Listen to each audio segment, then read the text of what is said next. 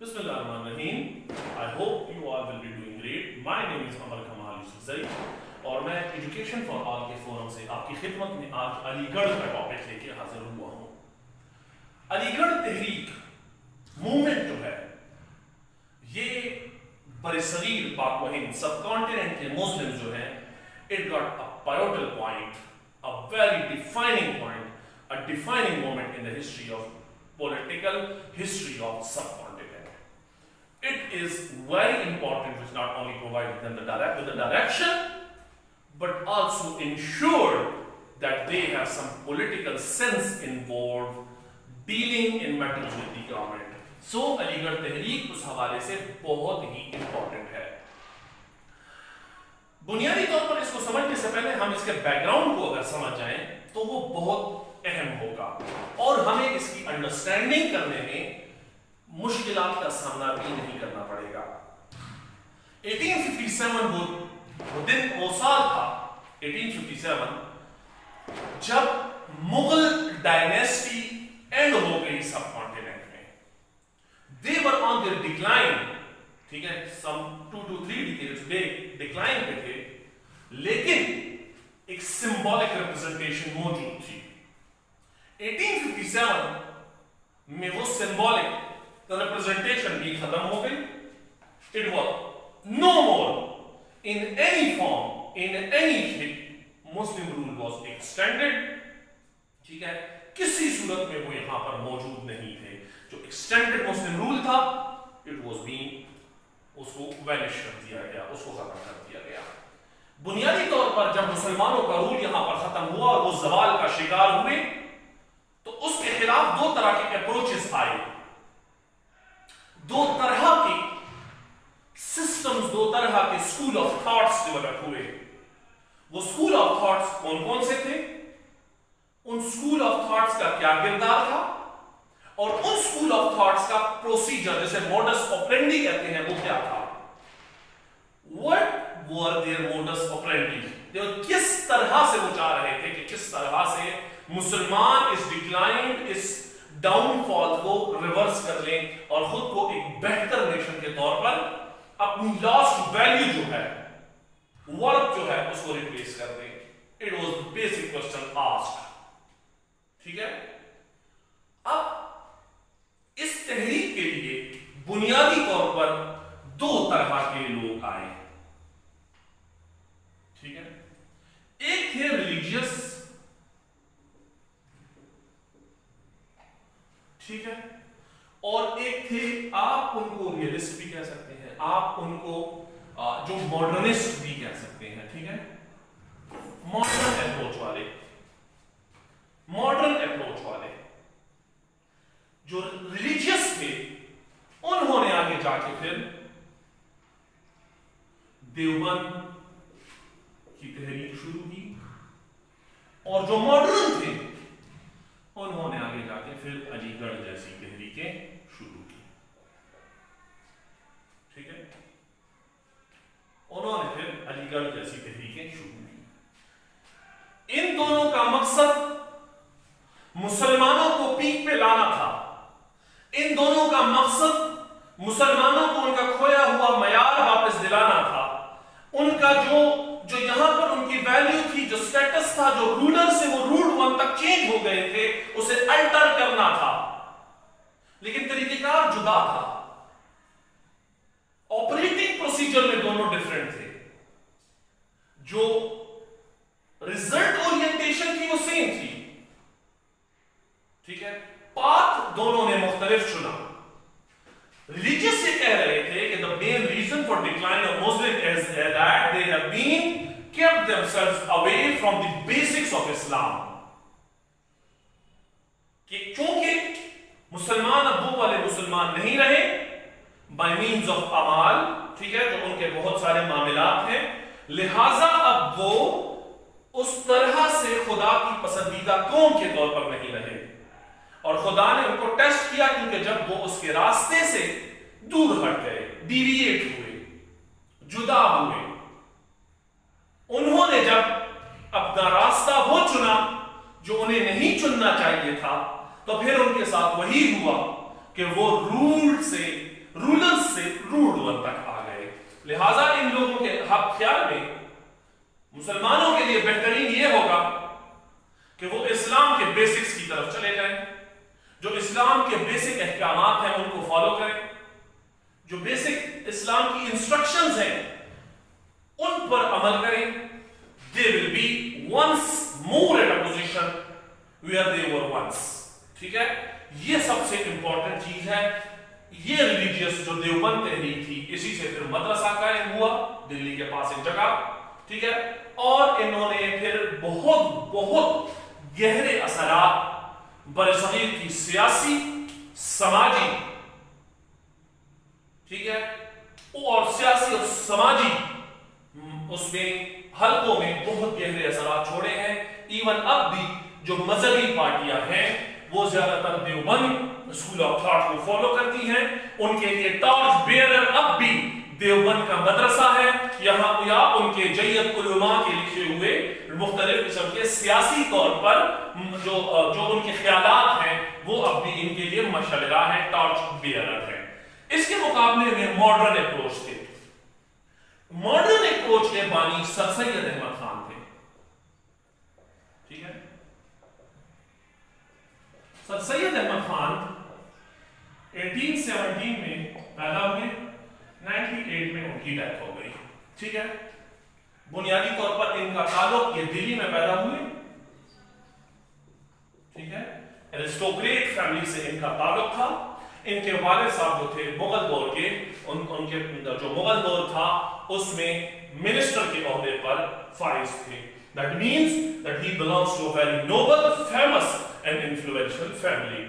Education की तरफ आए, ठीक है, मुख्तलिफ ओहदों पर रहते हुए और हुकूमत से रिटायर हो गए। ठीक है, 1857 में जो जंग आजादी है जिसको ब्रिटिशर्स ने हमेशा म्यूटिनी का नाम दिया है, जो उनकी नजर में म्यूटिनी थी और हमारी नजर में जंग आजादी थी। 1857 तक मुस्लिम रूलर, जो लास्ट मुस्लिम रूलर था Bahadur Shah Zafar, he was not no more in a position to command things।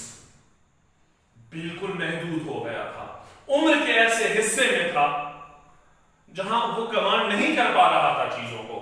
Rank and file और कॉमन मैन के दरमियान उसकी पॉपुलैरिटी इस तरह से थी कि वो किसी तौर से भी एक फेमस लीडर नहीं था, बल्कि कन्फाइंड रह के उसने अपनी जिंदगी के दिन ही गुजार दिए थे, जस्ट फिल ही करना था। ठीक है, लेकिन लोग तंग आ गए अंग्रेजों से। ये जो रूलर्स थे, जो लास्ट बहादुर शाह जफर था या इससे पहले थे, इनको जिस तरह से अंग्रेजों की तरफ से ट्रीट किया जाने लगा, तो इस पर एहतजाज, इस पर लोगों में, अवाम में इश्तियाल सिर्फ मुस्लिम कम्युनिटी में नहीं था, बल्कि हिंदू भी 400 इयर्स से उनके जेर साया रहकर उनके साथ बड़ा अकीदत और एहतराम डेवलप कर चुके थे। प्लस उनको फिर यह भी लगा कि किस तरह से एक गैर आके हमारे किंग को वो प्रोटोकॉल नहीं दे सकता, वो एक्सटेंशन ऑफ रिस्पेक्ट नहीं दे सकता जो उसका हक है। इसी मकसद के लिए रहते हुए 1857 में बरसगीर पाक व हिंद हिंदुस्तान के आवाम ने मिलके मजहब, रंग, नस्ल और किसी भी वाबस्तगी से बालातर होकर एक फैसला किया कि हमें आजाद होना है, हमें अंग्रेजों से आजादी चाहिए सिवाय सिखों के। सिख ने एज कम्युनिटी ब्रिटिशर्स का साथ दिया। 1857 में जब वॉर हुई, ऑब्वियसली हम हार गए। लीडर उस लेवल का नहीं था, कम्युनिकेशन इंतहाई डिक्लाइन, लिम्बो में थी सिचुएशन, क्लियरिटी नहीं थी, हम हार गए। वो हमसे बेहतर ट्रेनिंग थे, उनके पास रिसोर्सेज हमसे बेहतर थे। इस जंग आजादी को जिस शख्सियत ने बहुत गौर से देखा और आगे चलकर मुसलमानों को राह दिखाई कि आप किस तरह से बेहतरीन अक़वाम की सफ में खुद को खड़ा कर सकते हैं, वो कोई और शख्सियत नहीं बल्कि सर सैयद अहमद खान की जात थी। ठीक है, उन्होंने ये कहा, जब उन्होंने इन तमाम मामलात को देखा तो उन्होंने बुक्स भी लिखी, काजेस ऑफ इंडियन रिवोल्ट के नाम से बुक्स लिखी, जिसमें मुसलमानों और ईसाइयों के दरमियान جو مذہبی طور پر یگانیت ہے ان کو بھی ہائی لائٹ کیا، ٹھیک ہے، اور یہ بھی بتانے کی کوشش کی کہ مسلمانوں کو ان کی ویلیو کے مطابق امپورٹنس ان کو دی جائے، کیونکہ وہ اس ٹھیک ہے کہ تعداد میں کم ہے لیکن وہ اس خطے کے حکمران رہے ہیں، انہوں نے اس خطے پر حکمرانی کی ہے، ٹھیک ہے۔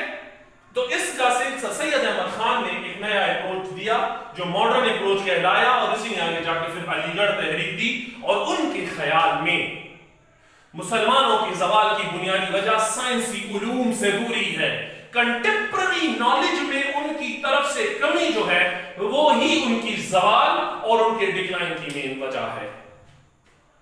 وہ سائنس میڈیکل میں، وہ کیمسٹری میں، وہ بایو میں، وہ فزکس میں، وہ ڈیفنس اسٹڈیز میں، وہ وار ٹیکٹکس میں، وہ ان تمام میں بہت زیادہ ڈاؤن ہے، ڈکلائن ہے۔ وہ ان سے بہتر پلانرز ہیں، وہ ان سے بہتر پروڈکشنز دے رہے ہیں، ان کی محنت زیادہ ہے، ان کا انٹلیکٹ زیادہ ہے، ان کی پلاننگ زیادہ ہے، لہذا انہوں نے کہا کہ اگر مسلمانوں کو اپنا کھویا ہوا معیار حاصل کرنا ہے تو ان میں عمر خیام جو ہے وہ آنا چاہیے، جو کہ بانی تھا میتھس کا بھی اور پوئٹری میں بھی اس کا جواب نہیں، رباعیات میں جابر بن حیان ان میں آنا چاہیے، ابن خلدون ہونا چاہیے جس کو 100 ایئرز بعد میکیاولی جیسے انفلوئنشل نے فالو کیا، الفارابی ان میں ہونا چاہیے، نظام الملک طوسی ان میں ہونا چاہیے، لیکن اس کے لیے کیا ہے کہ ان کو ماڈرن جتنے نالجز ہیں، جتنے آپ کے ماڈرن علوم ہیں، اس میں کسی بھی اور قوم کے ہم پلہ ہونا پڑے گا۔ لیٹ می گیو یو اے کلو۔ دنیا میں ایک مسلم کے مقابلے، ایک جیو کے مقابلے میں کوئی 1400 مسلمز ہیں، آئی تھنک، ٹھیک ہے، اور 37% جو نوبل پرائزز ہیں وہ جیوز کے حصے میں آئی ہیں۔ Let me give you another clue۔ Nestle کا بجٹ آلموسٹ جو بہت سارے اسلامی ممالک ہیں ان سے زیادہ ہے۔ Let me give you another clue۔ Italy کو کبھی بھی ریسرچ اور سائنٹیفک اس میں پروگرس میں یورپ میں ایگزامپلری نہیں مانا جاتا، اس کے باوجود شاید یورپ میں اور اس میں اٹلی میں چھپنے والے ہر سال جو ریسرچ آرٹیکلز ہیں وہ اسلامک ورلڈ سے زیادہ ہیں، ٹھیک ہے۔ یہ چیز تھی جس نے ان کو کہا کہ ماڈرن نالج کے ساتھ change is the unchangeable law of nature, change is the only constant.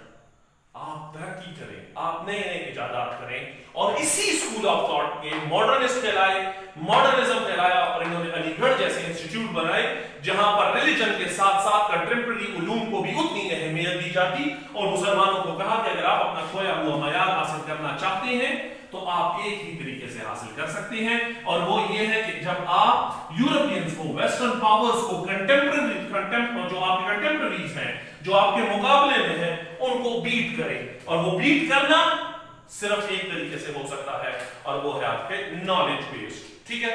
لہٰذا سر سید احمد خان نے مسلمانوں کو یہ بھی بتایا کہ آپ جو ہونا تھا وہ ہو گیا ہے، بائی اسٹبرنس، ضد اور انا سے، ماضی میں پہلے رہنے سے آپ کبھی بھی کامیابی نہیں حاصل کر سکتے، آپ کو آگے موو ہونا ہوگا، اور موو کرنے کے لیے ضروری ہے کہ آپ جو سمجھوتا کریں حالات سے اور اس میں اپنی بہتری لے آئیں، ٹھیک ہے۔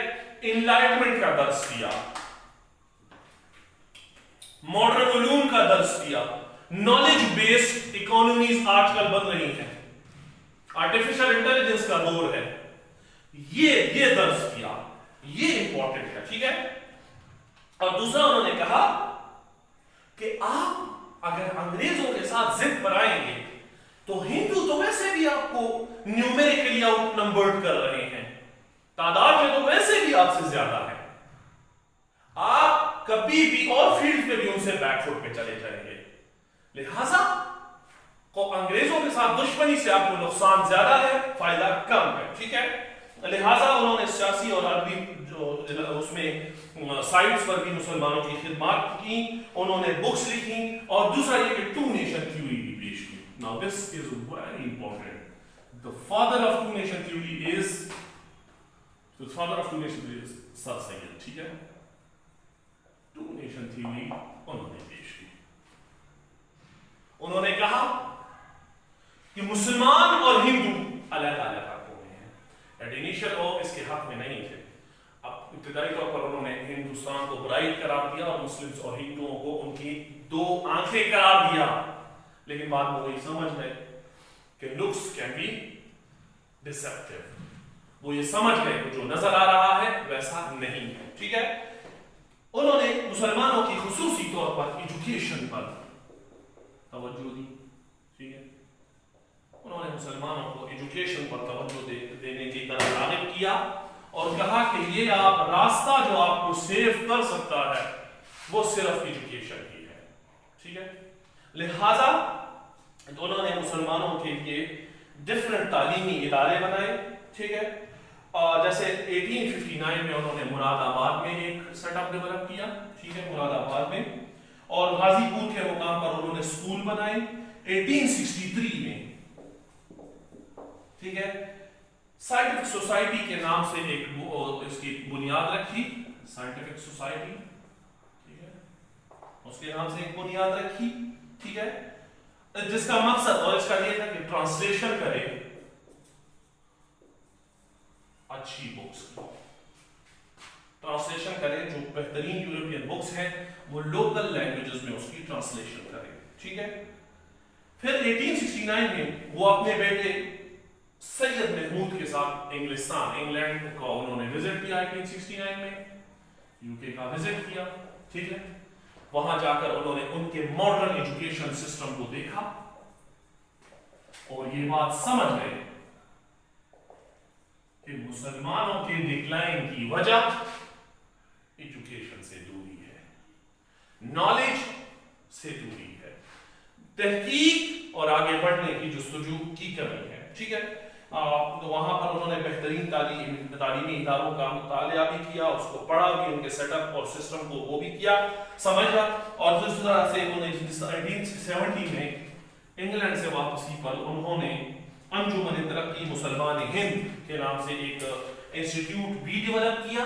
ٹھیک ہے، ادھر سے انہوں نے ایک انسٹیٹیوٹ بھی ڈیولپ کیا جس کا مقصد یہ تھا کہ مسلمانوں کے لیے ایجوکیشن سے دوری جو ہے، ٹھیک ہے، ایجوکیشن کے اطلاعات جو یہ فیڈ اپ ہو گئے ہیں. کیوں ایجوکیشن سے یہ کیوں دور ہو گئے ہیں؟ Why education is no more a priority for them. ٹھیک ہے، اس کی طرف انہوں نے اس کی وجوہات جاننے کی کوشش کی اور تجاویز مانگی، سجیشنز مانگے کہ کن چیزوں کو لاگو کر کے مسلمانوں کو نالج کی طرف دوبارہ ان کو ڈیویٹ کیا جائے، ڈائریکشن ان کو دی جائے. ٹھیک ہے، سر سید پھر اس کمیٹی کے لائف ٹائم سیکرٹری نامزد ہوئے. ٹھیک ہے، کالج کے لیے انہوں نے چندہ اکٹھا کیا اور 1857-75 میں انہوں نے، ٹھیک ہے، علی گڑھ میں مقام پر اسکول بنایا. 1877 میں وہ کالج پر ڈیولپ ہو گیا. ٹھیک ہے، اور اس کی بنیاد جو تھی وہ محمد اینگلو اورینٹل کالج کے نام سے اس کو 1877 میں ڈیولپ ہو گیا. ٹھیک ہے، اس کا مقصد انگلش جو کنٹمپ انگلش کے ساتھ ساتھ پلس ریلیجیس دونوں نالجز پرووائڈ کیے جا رہے تھے. ٹھیک ہے، دوسرا یہ کہ اس میں بہترین ٹیچرز اپوائنٹ کیے گئے. صحیح ہے، جو state of the art education دے رہے تھے وہ ٹیچرز اپوائنٹ ہوئے. ٹھیک ہے، پھر انہوں نے 2-3 اس میں انگریزی جو ایجوکیشنسٹ تھے ان کی بھی خدمات کی. 1886 میں،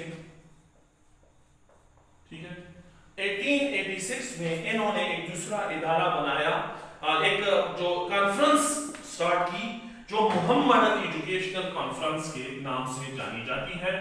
یہ ہر سال ہوتی تھی اور اسی سے پھر 1906 میں اس کے 20th کانفرنس اینول کانفرنس کے پر، ٹھیک ہے، اس کے سائیڈ لائن پر 1906 میں اس کے سائیڈ لائن پر مسلم لیگ بن گئی. ٹھیک ہے، وہ اس کی دوسری وہ تھی. ٹھیک ہے, یہ ایک پولیٹیکل اس میں انہوں نے وہ کیا تھا کہ پولیٹیکل سے تھوڑا سا پالیٹکس سے ابھی مسلمان ہٹ جائیں. ٹھیک ہے, پھر علی گڑھ انسٹیٹیوٹ کے جو بنیادی طور پر اس میں انہوں نے بہترین لیڈرز پیدا کیے ہیں جنہوں نے بعد میں جا کے پاکستان موومنٹ میں اپنا کردار ادا کیا ہے. ٹھیک ہے, محمد ماڈل ایجوکیشنل کانفرنس جو تھی اس کے کچھ بنیادی باتیں تھی, جیسے علی گڑھ کالج کے طرز پر نئے ادارے بنانا تاکہ مسلمانوں کو ایک بہت زیادہ لیول پر اور ٹھیک ہے اس کا وائڈ رینج اور ڈومین کو کور کیا جا سکے. ٹھیک ہے, مسلمانوں میں جو ماڈرن ایجوکیشن سسٹم ہے اور خاص کر جو ویسٹرن ایجوکیشن سسٹم ہے اس کی طرف ان کو راغب کرنا. ٹھیک ہے, دوسرا یہ کہ جو برٹش ایجوکیشن سسٹمز ہیں اس پہ نظر رکھنا کہ وہاں پر جو ریلیجیس ایجوکیشن دی جا رہی ہے ٹھیک ہے وہ کسی بھی طرح سے کنٹرڈکٹری نہ ہو اور وہ ایک لیول کے مطابق ہو. ٹھیک ہے, دوسرا یہ کہ مسلمانوں کے جو مدارس ہیں جو ریلیجیس انسٹیٹیوشنز ہیں وہاں پر کورس جو ہے ٹھیک ہے وہاں پر جو کورس پڑھایا جا رہا ہے اس کو ماڈرن سسٹمز جو ہیں جو لیٹسٹ ایجوکیشنل ڈیولپمنٹس ہیں اس کے مطابق کرنا. ٹھیک ہے, انہوں نے اس طرح سے تحریک میں بعد میں جا کے بہت بڑے بڑے رولرز جو ہیں وہ پیدا کیے ہیں. پاکستان موومنٹ میں ان کا کردار رہا ہے. ٹھیک ہے, اور یہ الگ بات ہے کہ 1898 میں ان کی وفات کے تقریباً کوئی 20 ایئرز بیک یا 20 to 2 years بیک علی گڑھ جو ہے وہ پھر یونیورسٹی بھی بن گئی, اب بھی موجود ہے. ٹھیک ہے, اور بڑا امپورٹنٹ رول پلے کر رہی ہے. علی گڑھ تحریک نے مسلمانوں کی ایجوکیشنل اپ گریڈیشن میں اور پولیٹیکل انلائٹمنٹ میں مرکزی کردار ادا کیا ہے. طریقہ کار موڈس آپرینڈی اس کا یہی تھا, اسکول آف تھاٹ جس سے یہ بیک کیا جاتا تھا وہ یہی تھا کہ مسلمان اگر اپنا کھویا ہوا مقام حاصل کرنا چاہتے ہیں they want to stand ٹھیک ہے in the front row of nations اور جو ماڈرن نیشنز ہیں اس میں اسٹینڈ کرنا چاہتے ہیں they will have to adopt themselves towards the modern education. ٹھیک ہے, یہ ان کا وہ تھا. نیکسٹ لیکچر میں ہم انشاءاللہ جو اس کے مسلم لیگ کے قیام کا پس منظر پڑھیں گے. ٹل دین تھینک یو سو مچ اور اللہ حافظ.